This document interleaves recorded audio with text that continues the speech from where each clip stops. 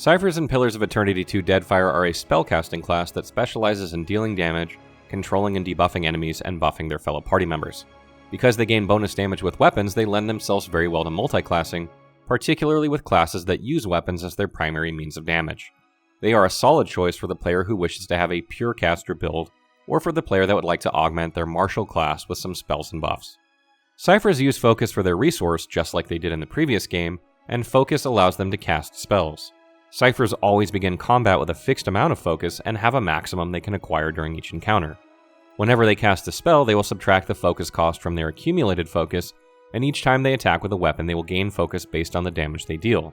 This means that Ciphers will have to balance the use of their spells and weapon attacks in order to be effective. More powerful spells cost more focus, so building focus quickly is of the utmost importance. Each time a Cipher levels up, they will gain not only new abilities, but also the amount of focus they begin combat with, as well as the maximum focus they can have. How much focus you begin with, how much your maximum is, and how much your spells cost are all affected by your subclass. Ciphers have 3 subclasses to choose from, or you can choose not to take a subclass. We will take a look at these in the next section, but for now, let's focus on abilities. Ciphers by and large have 3 ability types that shape their class. These are also affected to some degree by your subclass. These ability types are Shred, Deception, and Echo. Generally speaking, Shred abilities are your damaging abilities that deal direct damage to enemies. Deception abilities generally cast a negative status effect of some kind on the target, such as blindness or even charming them for a duration. Echo abilities generally buff a party member in some manner, either by increasing their stats, defense, or even creating a damage field around them. You can choose abilities of each type or specialize in one if you wish, and this is where subclasses come in. In this section, we're going to take a look at the subclasses of the Cipher and see why you might choose one of them or not. Ciphers gain bonus damage to their weapon attacks because of a passive ability called Soul Whip. Soul Whip not only increases the damage of the Cipher's attacks, but also dictates the rate at which they gain focus. Soul Whip's effect changes based on your subclass, which you can see in the table. Let's take a look at what the Cipher subclasses are and talk a bit about what sort of builds you can make with them. Ascendant. Ascendants make excellent single-class spellcasters because of their high focus and very good multi-class hybrid characters because of their bonus to weapon damage. Players wishing to play as the Ascendant subclass of Cipher will have 2 styles of play available to them. The first is a pure caster Cipher that flings spells with regularity because of their high starting focus and high focus gain, albeit with a lesser degree of effectiveness due to the -1 power level. Because they have more focus than other Ciphers, this leaves them open to selecting the Biting Whip upgrade of Soul Whip, which creates a very balanced Cipher with decent spells and solid weapon damage. Alternatively, if you favor spellcasting, then select the Draining Whip upgrade instead. The other type of Ascendant is the kind that aims to hit max focus while in combat as quickly as possible.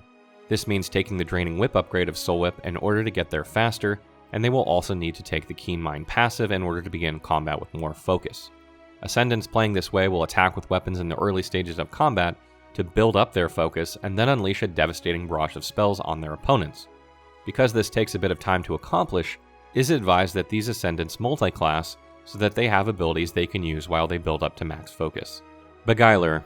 Beguilers are the crowd control experts of the Cipher class. They specialize in debuffing the enemy and make very good single-class casters, as well as make excellent Mindstalkers. Just like the Ascendant, there are really 2 ways to play this subclass. The first is by choosing mostly deception spells and taking the Draining Whip upgrade of Soul Whip in order to spam crowd control and afflictions on your enemies with prejudice. Because Beguilers gain focus back when casting deception spells on afflicted targets, they will be able to cast deception spells with more regularity than any other type of Cipher spell. With this sort of build, you will sacrifice damage for crowd control, and you'll be regulated to mostly caster role. The second is by multiclassing the Beguiler with a Rogue, making a Mindstalker, and taking the Biting Whip upgrade of Soul Whip to increase your damage with weapons against sneak attack vulnerable targets. Rogues gain plus 50% damage with weapons against flank, body afflicted, or mind afflicted targets because of their sneak attack passive ability, so there is a natural synergy here. This gives you a nice blend of damage and crowd control, albeit from melee range, and is extremely fun to play. Soul Blade. Soul Blades are the melee specialists of the Cipher class, but lack the melee abilities necessary to succeed as a single class. Soul Blades gain a very powerful ability called Soul Annihilation that uses all accumulated focus in one powerful raw damage attack. Players opting for the Biting Whip upgrade will deal more weapon damage, but will use Soul Annihilation less often because of the slower focus gain. Those choosing Draining Whip will have more burst damage with Soul Annihilation, as well as a higher potential for spellcasting, but at the cost of less weapon damage. Soul Blades cast fewer spells than other Ciphers because of their penalty to focus both max and starting, and their frequent use of Soul Annihilation. Because Ciphers have no real melee active abilities other than Soul Annihilation, it is recommended that Soul Blades multiclass with another melee type class in order to get best results. Multiclassing gives the Soul Blade abilities they need to build focus, which in turn allows them to use Soul Annihilation. Barbarian, Paladins, Rogues, and Fighters are all great choices. Paladins possess an ability called Flames of Devotion that not only hits extremely hard but also gives plus 10 accuracy. This virtually ensures you will connect and therefore build focus. This allows the Cipher to dump Perception in favor of other attributes like Might, which boosts damage. It also allows the Cipher to use Savage Attack of the Greatsword for further increased damage. Barbarians can use Barbaric Blow, which does increased damage and critical damage. If you dual wield Rapiers and use their ability Needle Strike, you'll gain plus accuracy, allowing you to dump Perception and pump Might. Since Barbaric Blow can be upgraded to refund the cost if you kill the target with it, you can create a never-ending cycle of Barbaric Blow, Soul Annihilation, Barbaric Blow, Soul Annihilation. Rogues deal incredibly high damage because of Sneak Attack and Backstab and fill up your focus rather quickly, allowing for frequently maxed out Soul Annihilations. This is an insanely powerful combo and anyone is sure to enjoy playing it. Fighters have many abilities that increase your DPS like Disciplined Strikes that help to steadily increase focus gain. They also have many defensive abilities which can benefit anyone, and the Soul Blade will make good use of them from melee range. No subclass ciphers. No subclass ciphers have freedom to multiclass with any class, but fall short of the Ascendant or Beguiler when it comes to single class play. Players opting for no subclass when playing a cipher will play much the same way that the Soul Blade does, only instead they can use any weapon type, even ones that are not melee. This allows them to multiclass with other classes without any negative effects, and I would not recommend playing a no subclass cipher unless you plan to multiclass. This is because Ascendant and Beguiler are much more powerful single class builds. No subclass ciphers are recommended to multiclass with martial classes due to their natural increase to weapon damage. However, unlike the Soul Blade, Ranger is a viable option here because you do not need to be in melee range. The last thing we're going to cover here is attributes and races and how they affect the cipher. The game recommends that all ciphers have Might and Intellect and highly recommends that they have Dexterity and Perception. Might increases your damage, which all ciphers can use. Intellect increases the duration of your abilities, which makes echoes and debuffs last longer. Dexterity increases your action speed, allowing you to attack and cast spells faster, and Perception increases your accuracy, which is vital because you do not gain focus if you miss with your spell or attack. Just exactly how much of these you should have depends on the subclass you selected, and I will make my recommendations along with race here. Ascendant, prioritize Perception, Dexterity, and Intellect in that order. This is because Ascendants are primarily casters and will need to hit often with their attacks to build up focus. When they do have focus, they want to cast quickly and to great effect. Elf is probably the best choice of race here because it increases Perception and Dexterity, although Godlike and Orlan are also good. Beguiler, prioritize Perception, Intellect, Might, and Dexterity in that order.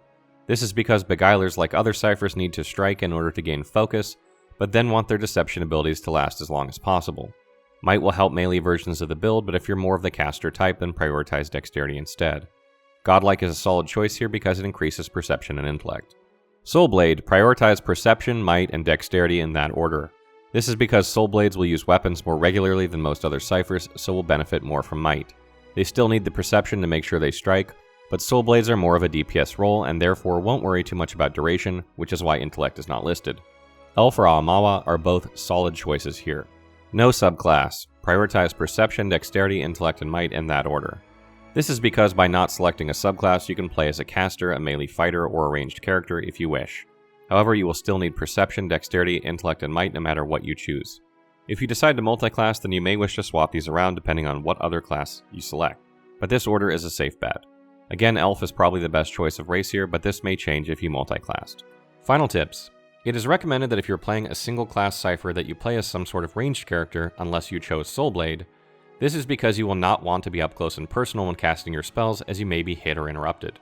Using a bow, firearm, or magical implement will serve you well in this regard. When multiclassing a cipher, it is recommended that you choose a martial class to mix it with, such as the ones listed under the Soul Blade section, or even a ranger. The reason for this is because ciphers gain a passive increase to their damage with weapons, and must strike with them to build focus. It is a bit counterintuitive to play as a wizard as your second class, for example, because you will not build up focus while casting wizard spells. The same goes for priest or druid, however, chanters can work well because they can increase their attack speed with firearms. It is a good idea to look for abilities that increase your accuracy because you gain no focus if you miss your target. In addition, spells don't gain accuracy like many abilities do, so you'll need all you can get to make sure you connect with them as well. Abilities that increase misses to grazes, grazes to hits, or even hits to critical hits are also extremely useful in helping you to build up focus, so look for those and take them if you can. Passives that increase damage are also very good because the more damage you deal, the more focus you will obtain. Lastly, be on the lookout for equipment that reduces your recovery or increases accuracy, and try not to wear extremely heavy armor or you won't be able to attack as often, which will reduce your focus gain. Try to use the lightest armor you feel you can get away with. That concludes our Cipher build guide. Be sure to check out our other guides for all of Pillars of Eternity 2's classes, and if you are having difficulty with creating a class in general, you may want to have a look at our character creation guide. Stay tuned for more Pillars of Eternity 2 Deadfire content throughout May.